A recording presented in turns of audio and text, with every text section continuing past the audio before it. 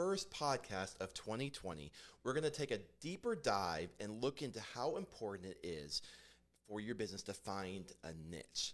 And we're going to talk about what is to come for the rest of 2020. Welcome to the Home Service Toolbox, a podcast dedicated to helping home service providers. Every Wednesday, your hosts, Brian and Olivia, will interview leading experts in both the home service field as well as companies who support the small business owner.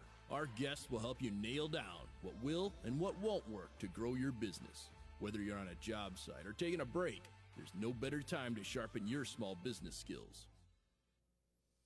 Well, welcome to our 18th episode of Season 2. Actually, it's Season 2, the first episode of Season 2, but it's 18th episode of our podcast. And if you've been a listener for any period of time, that was definitely a different intro. You probably were thinking that you would be listening to the Growth Made Simple podcast, but don't be alarmed because we are the same folks behind the Growth Made Simple podcast, but we've changed our name.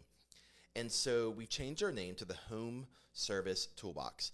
And you might be wondering, what's the big deal? Why are we changing our name? And that's a great question. And that's the reason why today we're going to be talking about the niche and why it's important to get smaller to grow your business. But before we do, we got to dive into some questions about the podcast before we get into some great content. And there's a lot to update because we have been on sort of a hiatus for about 2 months, and a lot has changed. First and foremost, we have a brand new co-host, Olivia. So welcome everyone. No, not welcome everyone. Welcome Olivia to the podcast. If you want to welcome everyone, that's a nice way to introduce me, I guess, yeah. Brian. But thank you for that lovely introduction. I'm Olivia, and I'm the content writer here at New. So I like to think of myself as the wordsmith expert and writer extraordinaire here, and the leading social butterfly of the office. Yeah, we have a team of extroverts. We don't like to leave our offices, and we you like mean Slack. Introverts. I am the extrovert. Yes. Did I say it up you backwards? said extroverts. If you want to hype yourselves up, I appreciate it. I like to think I've made them extroverts a little bit since I've gotten here over the last 6 months. But let's be honest. Yeah. I carry the team when it comes to social things. You do indeed, and we appreciate that. What's your other crown? We have another job for you. I'm the event planner, the in-house event planner. And so far, no events have gone according to plan since I've gotten here. So what does that say about you? Okay, well, to be fair, Amanda, who we love, had a beautiful baby girl. Mm-hmm. So that definitely put a wrench in a couple things. Okay. Because Emma, she's 2 months old. She needs a lot of help. And she's probably my favorite person on the team. Not going to lie. Yes, she does make a few appearances on our Slack channel with some amazing photos. Yes. But besides having Olivia, as we mentioned, we've renamed and rebranded from Growth Made Simple to the Home Service Toolbox. And last time we were recording, we recorded probably about twice a month, but we're going weekly. And the reason why we want to go weekly is because we want to get more content out to our audience. And our guests are going to be phenomenal. We have guests already booked through April, which if you were behind the scenes on our first podcast, we were literally going day by day, week by week. We were not as organized as we are this time around. But some of the guests that we have upcoming, we have the founder of B&I coming on. We have some other business owners. So we're going to have two types of guests every week, probably going back and forth. Some weeks we're going to have home service provider owners of businesses because we believe that the best way to learn is to hear how other businesses have been successful. And we believe that creating an audience around this home service is a great way to build this community. And the second guests are going to be people who are supporting the home service provider. So basically tools and companies that help provide support to do your business even better. So what are your thoughts just about those types of guests on this podcast? I feel like it's going to be a great educational experience, not just for our listeners, but for us, especially myself as someone who's still so new, I feel like, to the home service industry world, and especially honing down on what that looks like and identifying different companies. And even though I write so much about all these different fields, I feel like it's such a learning experience every single time. And I'm going to, I feel like, learn a lot, and I think going to be a lot of different topics we'll tackle, and I'm excited. Yeah, and that's the whole point of doing this podcast. We want to create community, and we want to learn from one another, and we're excited about that. In addition to having a podcast, we are recording everything live. So there's good things and bad things about recording live. We're not a TV broadcast where we've been doing this 1,000 times, but you're going to see the real deal behind the scenes of what it takes to run something like this. And so we are actually doing this not only live audio, but live video. So we will be streaming this on Facebook and putting everything on YouTube and LinkedIn. So you're going to be able to watch what we're actually doing behind the audio, in addition to hearing us on all your traditional podcasting tools. So are you excited about the whole video thing? I mean, I don't know anyone who necessarily loves to see themselves on video, as I'm quickly learning since I'm so behind the screen, literally typing away most days.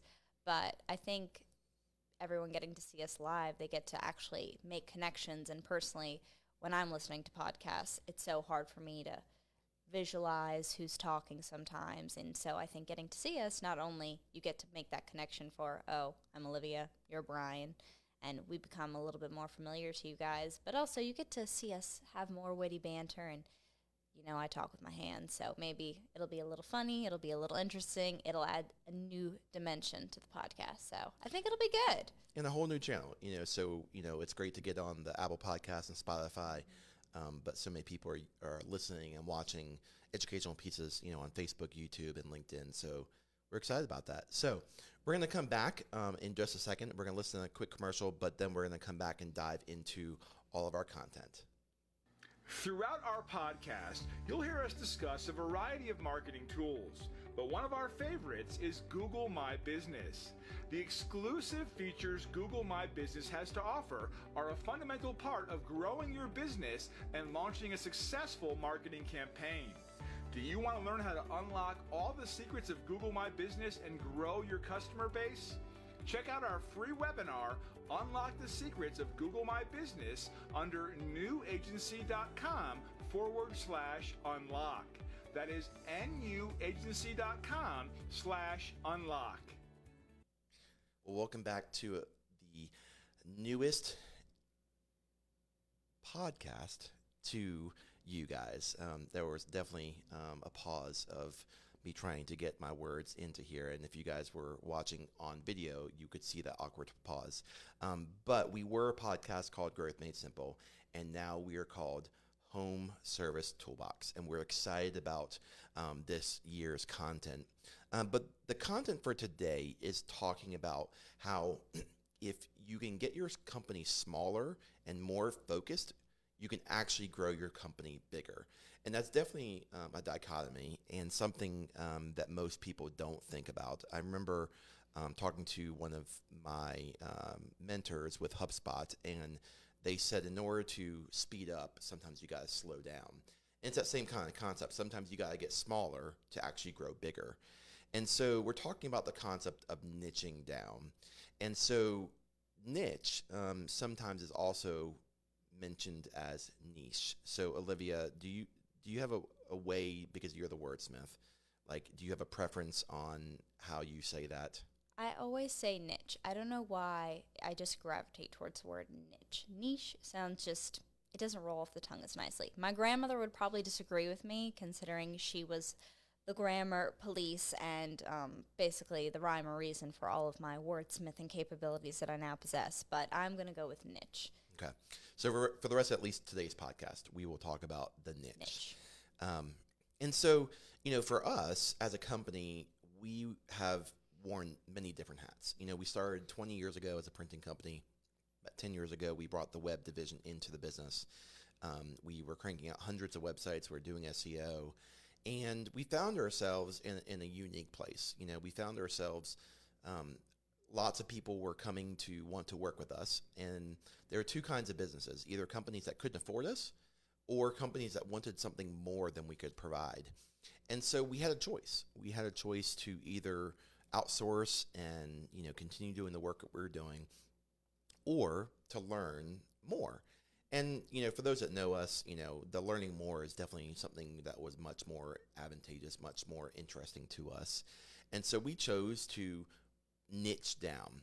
And so we began probably a 3 or 4, maybe even 5-year journey of moving from a company that did printing and graphic design and website design and basically project-based work to a company who just works with a handful of companies that are on retainer. And so that was not an overnight process, and it's probably one of the hardest things we've ever done as a company. But we were generalists before. And so by doing that, we became specialists in what we do now. But we took it one step further, and that's what this whole podcast is about, the home service industry. So, Olivia, we when we began to understand how many different websites we had done hundreds of websites over the years, and 70% of them had become or websites in the home service industry. And so we felt this kind of calling, because we were very involved with the family, to help businesses in this home service industry. So it's kind of like the backstory about how we got into niche. But, as a new employee and someone that was obviously not in this industry before you got here, what were your thoughts coming in as a new employee to how we had kind of grown and changed over the years? Well, as someone who shifted from being a kindergarten teacher and wiping snot off of her sleeves for the majority of her day to You've not done that here, have you? No, thank Okay, goodness. all right. I mean, unless Emma comes back at any point in time, I feel like that would be the one exception. But luckily, not here yet.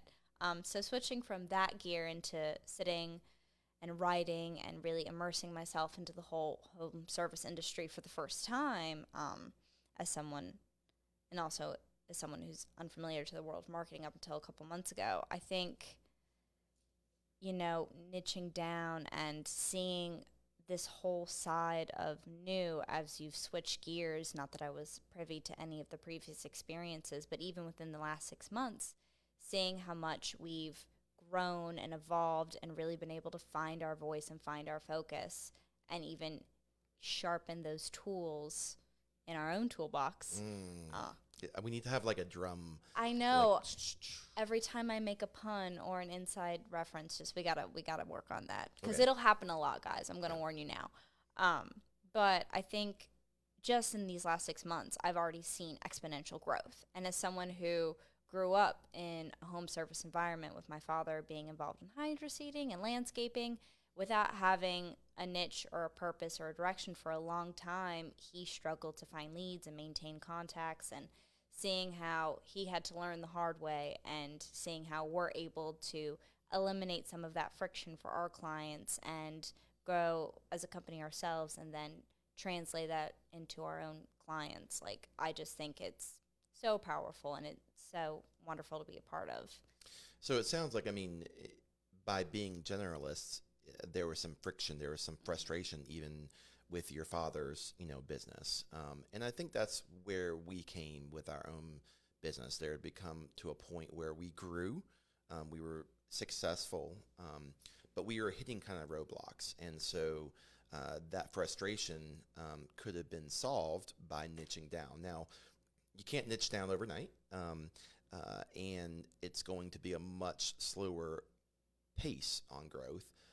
But once you niche down, you can, and you found your niche, you're going to be able to grow your business exponentially, and that's kind of what you're speaking about. So we have 4 different things that we believe that niching down helps with. So the first one is messaging, and messaging is not just like the text message that you're sending your coworker, your friend, or your spouse. This messaging is kind of the external message that a company is providing to their audience. So, as a content writer, talk to us a little bit about the importance of messaging and what that's going to bring to someone that's interacting with a business. Well, for me, message is everything. I mean, we start with, for instance, a blog post, and I have a topic, and the whole point of that topic is to convey a clear and concise and helpful, informative message to the reader. And without that message, without that guidance, your reader's lost. So as a company taking that to a bigger message, without that clarity, without that guidance, without that niche, you sort of get lost in translation. So I think having that clear message is ultimately what, like we talked about, eliminates that friction, gets things across, makes things clear, and ultimately keeps customers engaged. And they know exactly what you're talking about. They know exactly what kind of services you're going to provide. They know exactly what kind of direction you're going to take them in. And ultimately, that's what they're looking for, because they come on maybe thinking they might want something or they have a couple ideas in mind, but without that clarity, without that awesome message going across, like, they're just going to get lost in the shuffle, and that's just not what they're looking for. So Yeah, and so I think with messaging, what you're describing is something that, you know, breeds confidence. It really, you know, if you're talking to a potential prospect, you know, they're going to go with the person that they trust, and the person that is the most confident that they can do the job for you.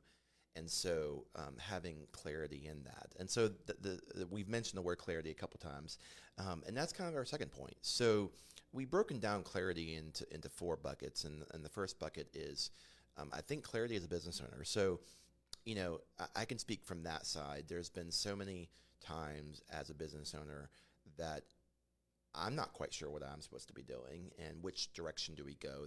There's you know, in today's world, you know, it's often said that it's never been easier to start a business, but it's also never been harder to be successful. And I think one of the reasons why it's so hard to be successful is because there's so many different avenues we can take. You know, we can go in any direction. You know, we can not only start any kind of business, but we can go anywhere in the world with a snap of a button and get there. And so the clarity that it provides me as a business owner allows me to be able to narrow my focus, narrow my learning, narrow my drive every day. So when I get up in the morning on a Monday morning and I'm not quite sure what to do, I'm able to have that clarity. So the other kind of side is from the team side. So you're an employee.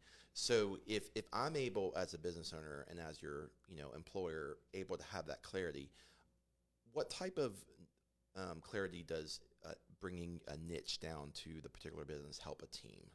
I definitely think it helps from a communication standpoint, because once we're all on the same page based on the message you've relayed to us, then we can communicate internally. We have a smoother transition. We have great goals for ourselves as a team, individually, what needs to be done for the day. And honestly, same kind of thing. When I wake up on a Monday morning, I'm like, all right, these are my buckets now based on what I have to achieve, and these are like my goals in terms of our clients. And being able to have that niche means I can have a sense of clarity in my writing and in my goals, and just be able to communicate better. And honestly, I feel like that gets a great message across to our clients and potential leads, because without my clarity as a team member, how are our leads and our clients supposed to understand what we want unless we can communicate that to them? Yeah, and you mentioned earlier, you know, without a niche, you're lost. And so, you know, when you come to work, you know what you're supposed to do with that clarity for the most part, right? Yes, and then I take that creative juices and run with it a little bit. So there might be a little bit of leeway in that, but having that niche, it really does help me get the juices flowing, think about what I want to do, think about what goals and what ideas I can bring to our clients and their content, and then expand that within our own company, which is great creative freedom. So that's kind of internal. So we've talked about the business owner and we talked about the team, but clarity helps external, and it helps with the prospecting and helps with the clients that you're going to be working with. So when you're prospecting and you're talking to leads, you know, you have the confidence to be able to speak to what you do. And that's going to come to another point, but it allows you to be an expert in what you do. I remember, you know, talking to leads since we've made this change, and so often when they are calling, they're trying to help solve a problem they have. And when I tell them that we are experts in reaching their audience, and we are experts in helping home service providers, if I'm on the phone with them, I can hear the sigh of relief, because they have been looking for a solution, and it's very possible they've called other people. And so by niching down, if you are a remodeler, or if you are an HVAC company, it's very easy to think about, okay, do I go residential, commercial? Well, let's just do it all. I mean, it's all the same, right? And it's going to be important to be able to not say you do everything, but be able to say to the person that's, the answering the phone and on the other side, that you can give that confidence that you are really able to help them. And so when you think about clients, so you've already earned their business, what would you say, Olivia, is the clarity that a client's going to receive once they've heard the message and they've become on board for, one little product? But what's the clarity how is clarity going to help them maybe maintaining that business with a client? Well, they're always going to know moving forward, okay, so this is their message. This is what they've conveyed to me. They're experts in their field. And then when it comes to new projects or new developments, oh, hey, I already know, I've already worked with them before. I already have that insight. I already have that guidance. And ultimately, it's all about them being able to guide you down a path that you already know you want to take, but you might not always be able to access on your own. So having that relationship and then being able to be guided further down that line and go back for additional services or new projects or new work and keeping that relationship open, you maintain their trust. And I think ultimately that's the biggest thing. And you get to see someone who's passionate about what they do and gets to communicate that message to you and love what they do and help you grow and see that success firsthand. And I think that's the biggest thing that we get to do for our clients is see their development success and then translating that into homeowner success and seeing their projects get fulfilled and tackle new things every day that they don't know about the home. I mean, that's just the best. And what you're kind of talking about is hinting at is the lifetime value. So, as a customer, if you're a business and you're trying to earn a new lead and they become a customer, you want them to do repeat business with you. And so you spent some money to get that customer, but the lifetime value of that customer can go exponentially through the roof if they keep buying from you. Even if it's, a year apart or even a couple years apart, you earn that client. And so you want them to repeat business with you. And so by providing that clarity that you're speaking about, they are understanding very clear about what they do. And then they're going to give referrals, which is even better. Right, and it's all because you started with that niche and that guidance, and you set them down the path for success. And that's a relationship that just keeps giving to everybody. Everybody wins, which is ultimately what we want. Everyone except Carolina. I mean, I was trying to figure out how to bring this in. So, I'm a big Duke fan. Oh, I heard. And did you hear about the game? Oh, I heard. And the first comment I said, I was with my family over the weekend, and I heard that Duke beat Chapel Hill, and I was like, man, I know what I'm going to hear on Monday. And we didn't just beat them. Like, we were down by 13 points in the last 3 minutes, and we had a buzzer beater to send it in overtime, and then we beat them again in overtime. Yeah. With the buzzer beater. It was beautiful. Anyway, but so speaking about the third piece is expert. And Duke players are experts in playing basketball. But that's not the reason why we're here to talk today. We're talking about expert in our own fields. And I think that niching down allows us to really hone in on our craft. It really allows us to know what we should be educating ourselves on as a business. And so if we are able to further our education, we're going to be able to have a better expert knowledge in the services that we're providing for our clients. And the same thing with our team. I mean, for you as an employee, if you're going to start educating and taking, listening to podcasts or other material, I mean, would you say that you have a clear understanding about what you should be learning? I would say so. If I have the right kind of resources in front of me, or in this case, I'm providing someone the right kind of resources, you're becoming an expert slowly but surely. It takes time. I mean, you're not going to become an expert overnight like we talked about, but once you sort of educate yourself a little bit or provide that education to someone else in turn, then you're clearing things up. You're beginning to learn. You're beginning to understand more about what you're getting yourself into. And ultimately, I start off as a novice every time I start a resource or a blog on something new, and then by the end, I like to think I'm an expert, hopefully. If not, sorry, but that's the goal. But, if you're in the HVAC business or you're, in the remodeling business, niching down is going to allow you to really hone in on that craft. But when you don't know something, it's also going to allow you to bring in experts. And one of the things I have found comforting is when I'm talking to, if I'm trying to do business with someone and I need something done at my house, when they say, I can't do something, but I know someone that can, it actually gives me confidence to know that they're willing to say, look, I could do this for you, but I'm probably not going to do it well. And so I'm going to bring in someone else. And so that's a humbling experience to be able to say you can't do something, because we're in the internet world. So oftentimes people need help with email. And we know enough to be dangerous about email services and the cloud and all that good stuff. And so we always refer someone to another company, like an IT company, who can service them better, because I know that I'm probably going to make a mistake. And that mistake could actually cost me my reputation. So, by being an expert and niching down allows you to bring in people that are really experts in their own field. The last thing I think is really the reason how we got into this field. So, when we kind of looked back at all the websites we had done, we probably done 300 or 400 websites over a few years, and 70% of them found themselves in the same bucket, the home service industry. And, family is super important to our team. We've always had family first. And so it just made sense for us to niche down one step further, not only by providing marketing services for people, but also providing marketing services for the home service provider. And it's really our passion. And so passion, is what gets at least me up in the morning, especially on a Monday morning when, maybe it's rainy or, you've not slept well over the weekend or, you had a busy weekend. Passion is what's going to help your team and your company push through when things are hard. So that's kind of just, what we believe as how you can actually become a bigger business by becoming small first. So niching down is going to allow you to get to your goals faster.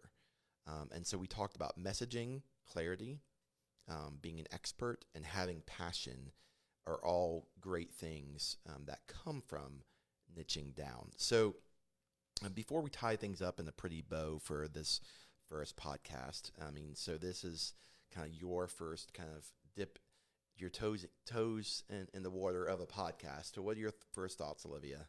Well, after all of our trying technical difficulties over the past couple weeks, I definitely have to say that I'm excited for everything we have to look forward to. I think 2020 is going to be a great year for growth, and I think we have a lot of exciting things headed y'all's way, and I'm personally excited for us to just embark on this journey together. So my passion for this podcast hopefully translates to y'all, and I'm excited for what's next.